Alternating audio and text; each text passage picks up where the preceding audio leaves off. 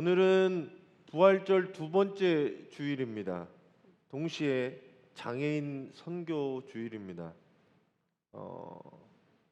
예수님이 얘기하셨을 때 장애가 있는 것은 그 사람의 잘못이나 그 어머니나 부모의 죄가 아니라 그를 통해서 하나님이 이루실 것들을 뜻을 보여주려고 한다라고 말씀하셨습니다. 이 땅에 장애인들을 그리고 장애인들의 인권과 선교를 위해 여러분들이 같이 기도해 주시고, 특별히 요즘 장애인들의 이동권 때문에 어려움을 겪고 있습니다. 여러분들 같이 기도해 주시고, 더불어서 그들을 지지하고 장애인들이 조금 더 편안하고 안전하고 그리고 활동할 수 있는 나라가 되기를 위해서 여러분들이 같이 해주시기를 바랍니다. 더불어서 오늘은 4월 16일입니다. 세월호 참사 9번째 주기를, 구주기를 맞이하는 날입니다. 정치적인 이슈를 다 떠나서 안산에 살고 있는 사람들로서, 이웃으로서 우리는 자녀들을 가슴에 묻고 피눈물을 흘리는 이들을 위해 저들을 기억하고 기도하는 성도님들이 되시기를 바랍니다. 왜 요때 이 세월호 사건이 일어났는가, 저는 좀 고민하게 됩니다. 여러분들이 기억해 주시고 같이 그들의 아픔에 동참해 주시기를 바랍니다. 작년에 우리는 세월호 참사와 비슷한 이태원 참사를 경험하게 되었습니다.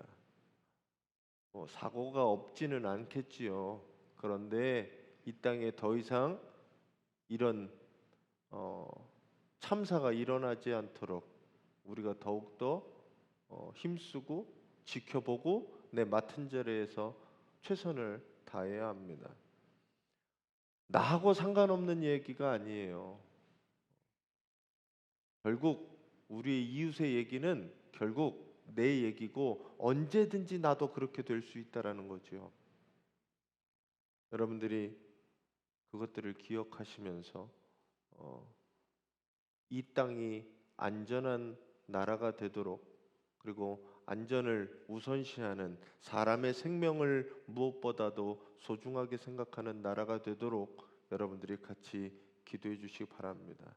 그래서 반복된 참사가 아니라 아이들이 그리고 사람이 안전한 나라가 되기 위해 기도해 주시고, 여러분들 맡은 자리에서 최선을 다해 주시는 우리 성도님들이 되시기를 간절히 바랍니다.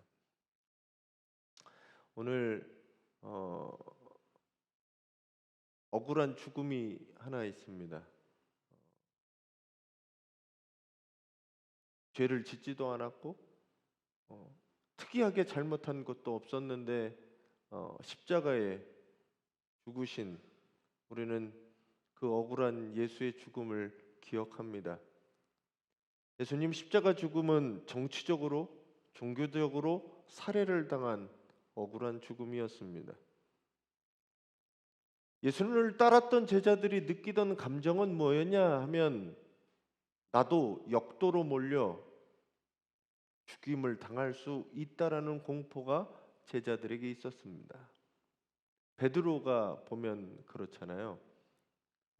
너도 갈릴리 사투리를 쓰는, 너도 예수와 함께 있었던 사람이지 않냐라고 하니까, 나는 주님을 모른다고 3번이나 부인하던 베드로를 보면 제자들의 심정이 어땠는지 알 수 있을 것 같아요. 나도 그 당으로 몰리면 언제든지 죽을 수 있고 언제든지 잡혀가서 십자가에 죽을 수 있다라는 그 공포가 제자들에게는 있었습니다. 그래서 오늘 말씀에 보면 골방에 들어가서 숨어 있었습니다. 문을 걸어 잠그고 있었습니다. 아무도 들어올 수 없는, 아무도 알지 못하는 곳에 두려움에 떨어서 벌벌벌벌 떨고 있었다는 거죠. 오늘 그들에게 예수님은 찾아가십니다. 그리고 이렇게 얘기하세요. 평강이 너에게 있을지어다.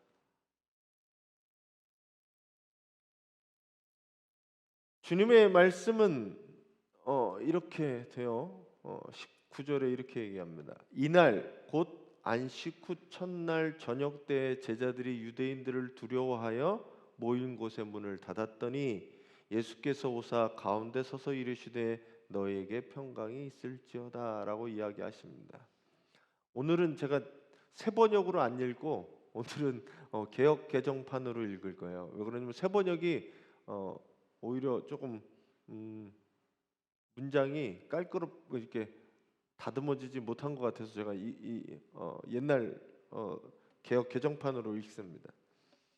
뭐냐면 제자들은 두려웠어요. 유대인들이 잡힐까봐. 네. 그리고 모인 곳의 문들을 모두 닫았습니다. 그리고 아무도 들어오지 못하는 곳에서 자기들끼리 걱정과 근심 속에 사로잡혀 있었습니다.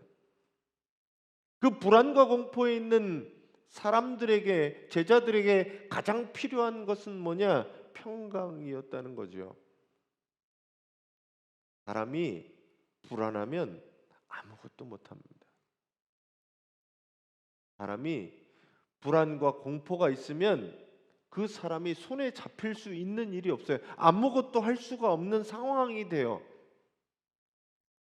그래서 지금 불안과 공포에 쌓여 있는 사람들에게 가장 필요한 것은 무엇이냐 하면 평강이라는 겁니다. 물론 인사가 그러기도 하지만 이 샬롬이라고 하는 게 제자들에게 가장 필요했다는 거예요. 하나님이 주시는 평화, 이게 제자들에게 필요했습니다.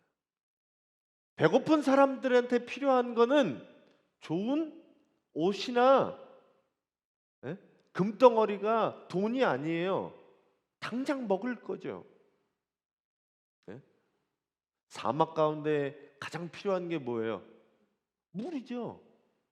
목마른 사람에게 가장 필요한 건 물이에요. 사막에 아무리 석유가 많고 거기다가 다이아몬드를 갖다 줘보세요. 먹지도 못하는 놈이고 이거 무슨 의미가 있어요? 지금 제자들에게 가장 필요한 것들은 뭐였냐 하면 평안과 안정이었습니다. 나를 향해 모든 사람이 손가락질하는 것 같고 나를 지켜보는 것 같고 나를 신고할 것 같고 모든 사람이 두려운 거예요. 저 같은 사람은 그래서 죄를 못 져요. 모든 사람들이 다 이제 여러분들도 죄를 못 져요. 다 사람들이 나를 고발할 것 같고 신고할 것 같고 그 두려움에 어떻게 살아갑니까? 오늘 주님이 찾아오셔서 하신 얘기는 평강이 있을지어다라고 얘기하시는 거예요. 여러분들에게 이 평강이 함께 하시기를 간절히 바랍니다. 여러분들을 두려움 속에, 여러분들을 공포와 두려움 속에 가게 하는 게 뭔지 한번 돌아보세요. 나 뭐 때문에 이렇게 불안해지지? 나 뭐 때문에 이렇게 어려워하지? 공포가 두려움이 나에게 있지? 그런 것들을 찾아보시기 바랍니다. 그리고 오늘 평강을 이야기하시는 주님을 만나시고 그 평화가 여러분과 함께 하시기를 간절히 바랍니다. 주님의 평화가 여러분과 함께 하십니다. 더불어서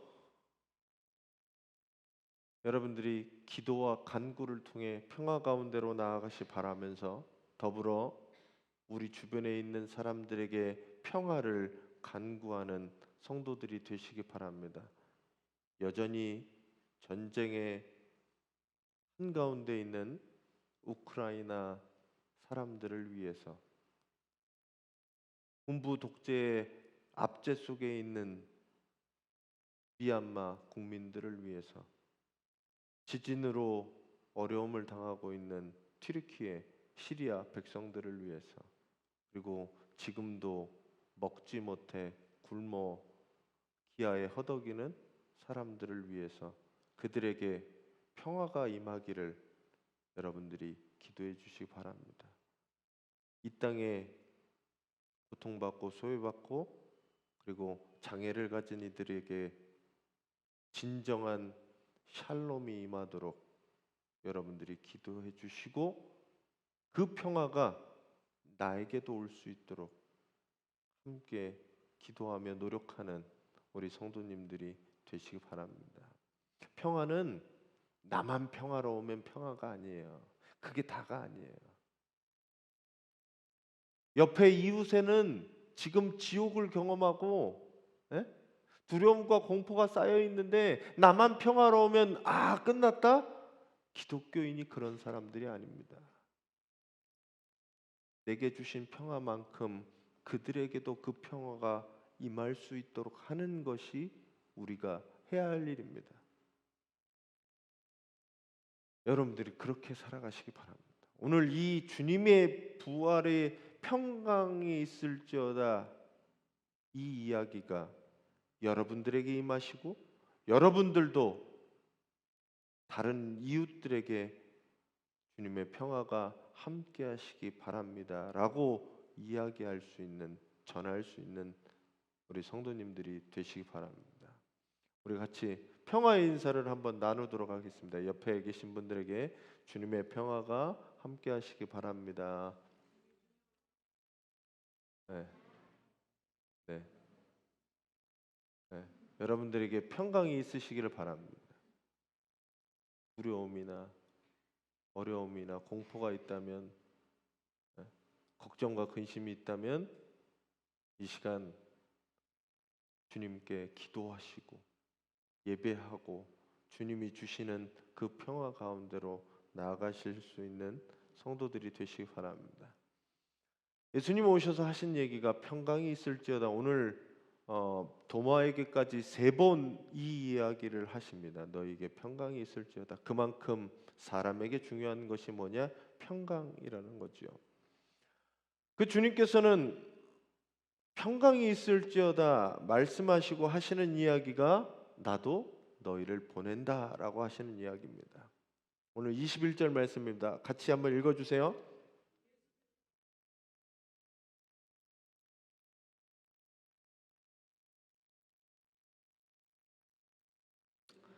네, 평강이 있을지어다 이야기하신 다음에 또 한 번 그 이야기를 하시고 이야기하시는 게 아버지께서 나를 보내신 것 같이 나도 너희를 보내노라 라고 이야기하시는 거예요.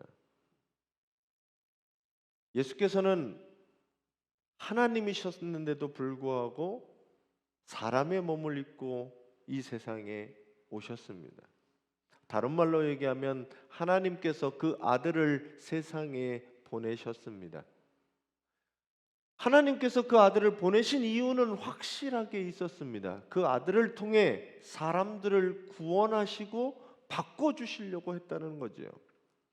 하나님의 나라를 알고 믿고 그것으로 하여금 영원한 생명을 얻게 하시려고 아들을 보내셨습니다. 오늘 예수님께서는 뭐냐 하면 내가 이제 부활했으니 내가 너희를 보낸다라고 말씀하고 계십니다. 부활 생명을 부여받은 우리들은 어떻게 해야 되느냐? 예수 그리스도의 보내심을 받은 사람이라고 이야기하는 거예요. 네. 여러분들은 예수 그리스도의 보내심을 받은 사람들입니다. 주님이 여러분들을 택하셔서 부르시고 또 파송하는 바로 그 주님이심을 여러분들이 믿으시기 바랍니다. 마태복음 28장에서는 그래서 이렇게 얘기합니다. 예수께서 나와 말씀하여 이르시되 하늘의 땅과 모든 권세를 내게 주셨으니 그러므로 너희는 가서 모든 민족을 제자로 삼아 아버지와 아들과 성령의 이름으로 세례를 베풀고 내가 너희에게 분부한 모든 것을 가르쳐 지키게 하라라고 말씀합니다. 우리들은 부활의 생명을 받은 사람들이에요. 그리고 하나님의 예수 그리스도의 보내심을 받은 사람들입니다. 가서 뭐 할 거예요? 모든 민족을 제자로 삼아 성령의 세례를 베풀고, 그리고 주님이 가르쳐 주신 것을 지키게 하는 사람들, 그래서 영원한 생명으로 인도하는 사람들이 여러분이 되셔야 한다는 겁니다. 부활하신 주님이 제자들에게 말씀하신 이 사명은 가서 제자를 삼아라, 가서 생명을 증거해라, 가서 이 부활 생명으로 다른 사람이 살게 해라 라고 말씀하시는 겁니다. 부활하신 주님을 믿으시는 여러분들은 이제 여러분들이 갖고 있는 이 부활의 생명을 가서 나누어야 합니다. 특별히 가난한 자, 억눌린 자, 소외받고 낮은 자, 아직도 어둠 속에 있는, 죽음의 공포 속에 있는 사람들에게 찾아가 예수 그리스도의 부활 생명을 증거하셔야 됩니다. 예수님이 여러분들을 그 사명으로 인도하셨어요. 부활을 믿는 사람들은 그렇게 살아가라라고 말씀하고 있습니다. 여러분들이 그렇게 살아가시기를 간절히 축원합니다. 네. 아멘이 별로 탐탁치 않으세요? 그렇게 살아가시기를 간절히 축원합니다. 네. 부활 생명, 내가 가지고 있는, 여러분들이 무엇으로 다른 사람에게 주실 거예요? 돈으로 주실 거예요? 물질로 주실 거예요? 그럴 수 있어요. 내가 가장 가지고 있는 소중한 것, 나를 살려낸 것, 그게 뭐냐? 예수 그리스도의 생명이면 그걸 주시는 거예요. 전 여러분들이 그런 성도님들이 되시기 바랍니다. 위문 앞에 있는 안진뱅에게 베드로가 이렇게 얘기하잖아요. 요한하고, 내가 있는 것을 내게 주니, 나한테는 은과 금은 없지만 내게 있는 것을 내게 주니 예수 그리스도의 이름으로 일어나 걸어라 라고 얘기하잖아요. 여러분들한테 무엇이 있습니까? 예수 그리스도가 있으면 예수 그리스도를 주시는 우리 성도님들이 되시기 바랍니다. 근데 그게 잘 안 되잖아요. 내 뜻과 의지로는 그게 잘 안 되잖아요. 그래서 주님은 22절에 뭘 얘기하시냐면, 이 말씀을 하시고 그들을 향하사 숨을 내쉬며 이르시되 성령을 받으라 라고 얘기합니다. 나는 안 돼요. 나는 못해요. 근데 모으면 돼요? 성령의 도우심을 받으면 되는 거예요. 우리 안에 성령을 예수께서는 그냥 우리로 하여금 그렇게 살게 놔두지 않으셨어요. 성령을 우리에게 주셨습니다. 성령이 보이지 않는다고, 느껴지지 않는다고 없는 게 아니에요. 성령께서 우리 가운데 함께 하시니 예수를 주로 고백하고 말씀이 기억나게 하고 그 생명을 남에게 이야기할 수 있는 겁니다. 저는 여러분들이 이 성령을 받으시기를 간절히 축원합니다. 성령 받지 않고서는 이것들을 할 수가 없어요. 감당할 수가 없어요. 사람의 힘이 아니라, 사람의 힘으로 되는 것이 아니라 하나님의 능력으로 되는 것이기 때문입니다. 내 의지와 노력으로는 감당할 수 없지만 성령의 도우심으로 예수 그리스도의 보내심을 받은 사람처럼 살아갈 수 있습니다.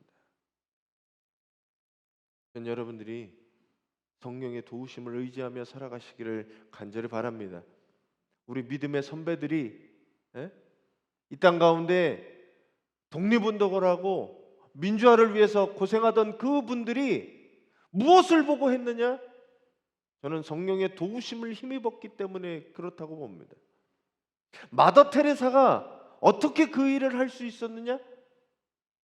나는 안 되니 성령의 도우심을 자꾸 힘입을 때 비로소 그 일을 감당할 수 있었던 거죠. 그냥 주님의 작은 몽당 연필로 쓰이기를 원했기 때문에 나는 아무 힘이 없지만 하나님 의지할 때 하나님이 주시는 힘으로 그것들을 감당해냈다라는 거죠. 여러분들은 세상에 보내심을 받은 사람들입니다. 예수께서 여러분들을 세상에 보내셨습니다. 무엇을 갖고 가실 거예요? 성령을 통해 예수 그리스도의 생명을 가지고 세상으로 나아가시는 우리 성도님들이 되시기 바랍니다. 예. 내 손에 무엇이 있나, 내 가슴에 무엇이 있나 다시 한번 돌아보고 예수 그리스도를 품고 그 마음과 그 생명 가지고 나아가시기를 간절히 바랍니다.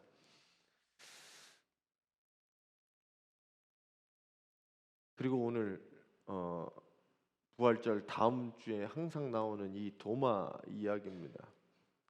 카라바조의 이 그림에 보면 진짜로 그 도마가 옆구리에 손을 넣는 장면을 카라바조가 그림으로 그렸어요. 근데 성경에는 사실은 도마가 손을 넣었다는 얘기는 없습니다.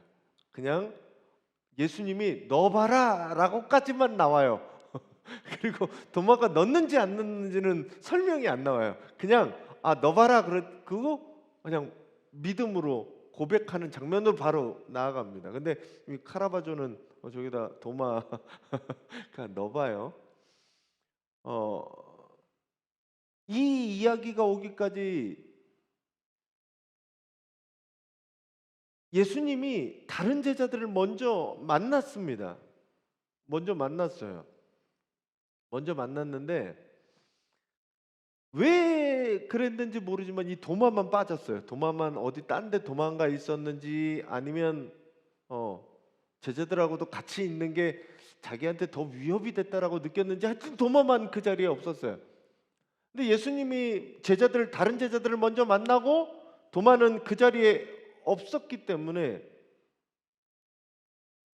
혼자 보지 못했으니까 믿지 못합니다. 그 자리에 없었기 때문에. 도마는 다른 사람들과 좀 남다른 사람이었습니다. 예수 그리스도에 대한 믿음이 다른 제자들과는 조금 다른 사람이었습니다. 유대로 출발하기 전 나사로를 살리려 가는 그 길에서 도마는 이렇게 얘기합니다. 우리가 주와 함께 죽으러 가자. 그러니까 사실 도마는 예루살렘으로 출발하는 그 시점에 잘못하면 우리가 저 예루살렘으로 가면 죽을 수도 있겠는데? 라고 생각했던 것 같아요. 근데 그 도마는 그럼에도 불구하고 죽으러 가자 그래요. 네. 죽으면 죽겠지. 이 참 담대합니다. 죽으러 가자. 죽을 각오가 돼 있을 만큼 도마는 준비가 돼 있었습니다. 근데 도마가 생각했던 죽음은 이런 죽음은 아니었나 봐요. 아무 힘 없이 아무것도 못하고 그냥 십자가에 달려서 돌아가신 그 예수를 봤을 때 절망감을 느꼈을 것 같아요. 아니 끽소리도 못하고 저렇게 죽어간다고? 그 많은 권능을 펼친 저분이 정말 그냥 때리면 맞고 조롱당하고 그냥 아무것도 못하고 저렇게 죽는다고? 도마가 실망했을지 모르겠습니다. 그래서 그 자리에 모였는데 나타나지도 않았는지는 몰라요. 여하튼 그 자리에 없었기 때문에 도마는 다른 사람들의 이야기를 믿지 못합니다. 그리고 내가 그 손의 못자국을 보며 내 손가락을 그 못자국에 넣으며 오늘 이 그림처럼 저 찬자국에 내 손가락을 넣어야 믿겠다라고 이야기를 하게 됩니다. 주님은 도마를 찾아오셔서 그렇게 얘기하세요. 해보라고. 네 손가락으로 내 손을 넣어보고 내 옆구리에 넣어보라 라고 이야기하십니다.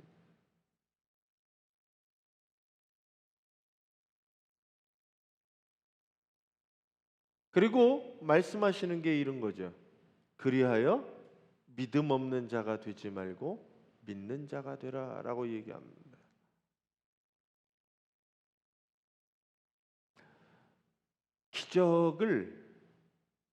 기적을 보고 믿음이 생겨나는 게 아닙니다. 예수님 당시에도 예수님의 기적을 본 많은 사람들이 있어요. 우리는 기적을 보면 믿을 거라고 생각하는데 기적을 통해서 믿어지는 게 아니에요. 믿음이 생겨나는 게 아니에요. 믿음으로 바라볼 때 기적이 기적으로 보이는 겁니다.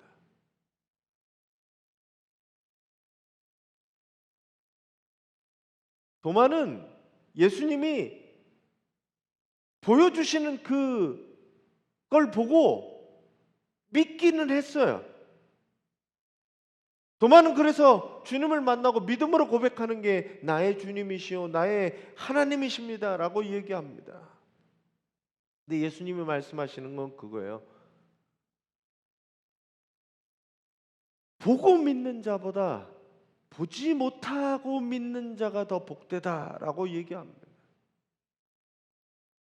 우리는 비록 사도들처럼 눈으로 보고 예수를 믿는 사람들이 아니에요. 오늘 이 요한복음을 읽는 제자들도, 요한복음을 읽는 독자들도 사실은 예수님을 직접 보지 못한 사람들이 많았습니다. 그럼에도 불구하고 그 사람들이 예수의 부활을 믿을 수 있었던 것, 그것이 사도들의 고백이었고 그들의 신앙 때문에 예수 그리스도가 있구나라고 하는, 예수께서 부활하셨구나라고 하는 것들을 믿게 되었다는 거죠.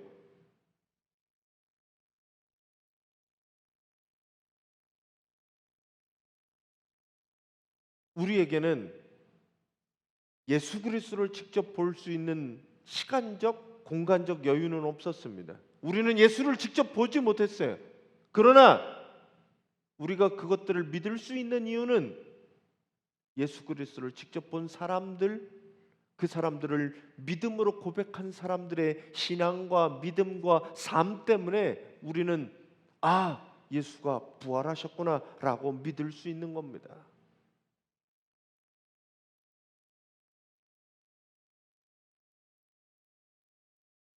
2000년 전부터 사도들부터 가까운 우리의 신앙의 선배들까지 그 사람들은 부활하신 주님을 믿고 따랐기 때문에 죽음을 각오하고 그렇게 예수 그리스도를 증거하며 살았습니다. 그들은 예수의 부활을 믿었기 때문에 예수의 생명을 우리에게 증거해 줬습니다.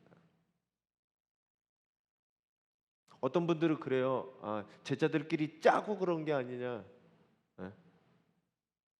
시신을 훔쳐놓고 제자들끼리 모여서 담합해서 부활했다라고 속이는 거 아니냐. 어떤 교수님이 저한테 그러시더라고요. 너는 속이는 거에 목숨 걸 수 있냐고. 제자들은 이후의 삶을 알지만 부활하신 주님이 가짜였다면 거기에 목숨 걸 수 없었다는 거죠. 가짜 이야기에 누구 하나 목숨 걸 수가 있겠습니까? 그것들을 그들은 보았고 믿었고 확실했기에 자기의 목숨까지도 내어놓았습니다. 이제 여러분들은 어떻습니까? 나는 예수님을 직접 보지 못했으니 부활을 못 믿겠습니까? 아니면 내가 그 주님을 믿음으로 고백하니 그 주님을 만나셨습니까? 전 여러분들이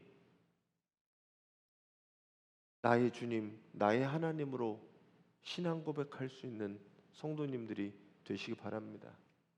우리가 항상 주일날마다 고백하고 예배 시작할 때 고백하는 게 사도신경이라는 겁니다. 사도신경 이 크레도라고 하는 것은 내가 믿습니다라고 하는 거예요. 내가 믿습니다. 뭘 믿는데요, 여러분들이? 하나님에 대해서. 그리고 예수 그리스도의 탄생과 죽음과 부활과 그리고 재림에 관해서, 그리고 성령에 관해서, 그리고 우리도 그렇게 될 것을, 몸의 부활과 영원한 생명을 믿습니다라고 끝나지 않아요? 그것들을 믿는 우리 성도님들이 되시기 바랍니다. 네. 그래서 그 믿음을 가지고 나에게 주어진 사명을 감당해내는 성도들이 되시기를 간절히 바랍니다. 오늘 본문에서는 예수께서 죽음에 떨고 있는 제자들을 찾아가셔서 그들에게 평강을 주십니다. 그리고 제자들을 세상에 보내시며 성령을 받아라라고 말씀하십니다.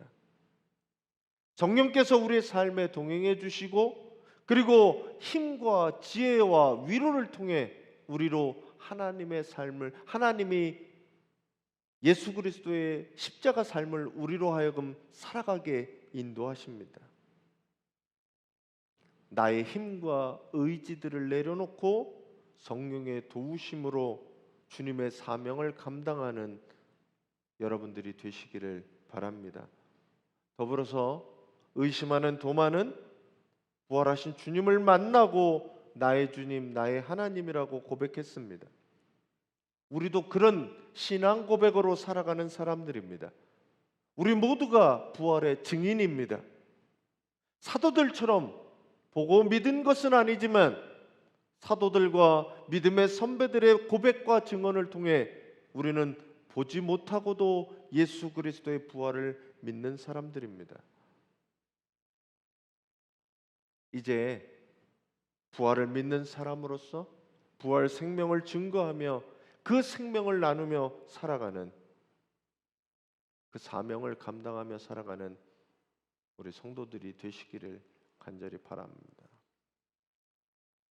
오늘 부활절 두 번째 주일 같이 한번 말씀 정리하겠습니다. 읽어주세요.